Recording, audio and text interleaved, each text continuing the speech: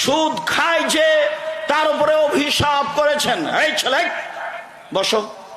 সুদ দেয় যে তার উপরে অভিশাপ করেছেন।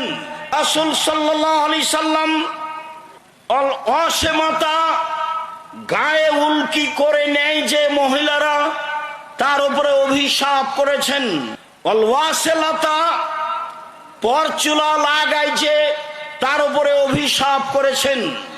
অল মুতানাম্মেসা ভুরু তুলে চিকন করে যে সব নারী, তাদের উপরে অভিশাপ করেছেন। অল মুতাফাল্লেজাত দাঁত ছিলে চিকন করে যে সব নারী, তাদের উপরে অভিশাপ করেছেন। অল মুসাব্বের ছবি অঙ্কন করে যারা, তাদের উপরে অভিশাপ করেছেন। তাতে তিনি বলেছেন সুদ খায় যে তারা অভিশপ্ত, সুদ দেয় যে তারা অভিশপ্ত।